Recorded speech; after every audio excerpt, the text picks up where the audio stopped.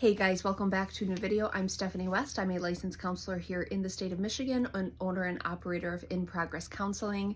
I had such a cool moment clinically yesterday with a client who had kind of this eureka moment and this just total kind of reorganization of understanding why her over responsibility in other people's stories is actually a deficit to them.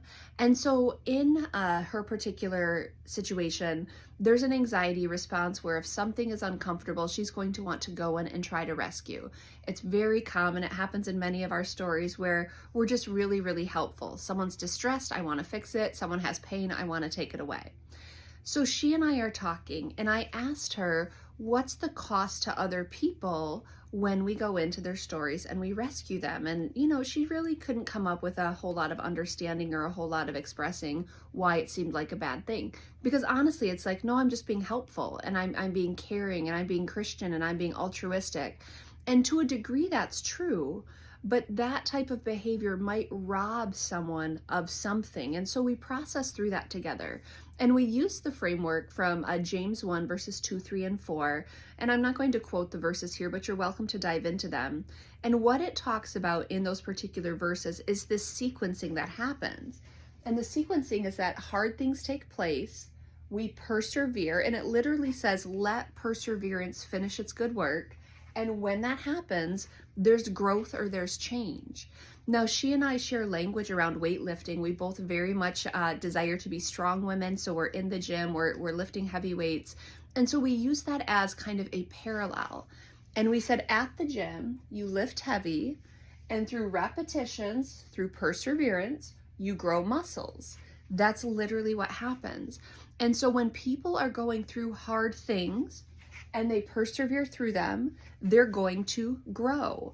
When we put ourselves time under tension, there's going to be growth that happens. And so I'm working it through with her, and I'm saying, what does it cost the other person when you step in and rescue? What if they're being asked to grow in a skill and you might actually be handicapping them in that growth because you go in and you rescue? And then conversely, what skills are you being asked to grow in?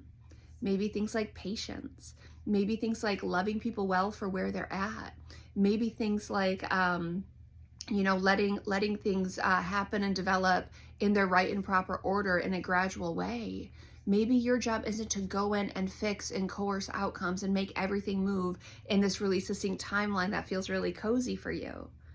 And then the cool thing was we got to work on developing the skill specifically of sitting with someone in distress versus rescuing them from distress. So true empathy, going into a story and just being with someone versus trying to get them, through their story as quickly as possible. I'm reading a book from David Brooks right now, and it was such an interesting little throwaway comment where he said, let's say I walk into a room and someone's laying on the floor. What if instead of getting them up off the floor, what if I join them on the floor? I think that's such a beautiful visual of true empathy, being with someone in whatever the inconvenience is, whatever the ick is, not rescuing them from it, because rescuing them from it might rob them of the very growth that they're actually seeking in their life or that they actually should be experiencing. And I think it's biblical. I think it's important. Yes, bear one another's burdens, but also let perseverance finish its good work, which means I don't rescue you and you don't rescue me. It means we're each entrusted with our stories.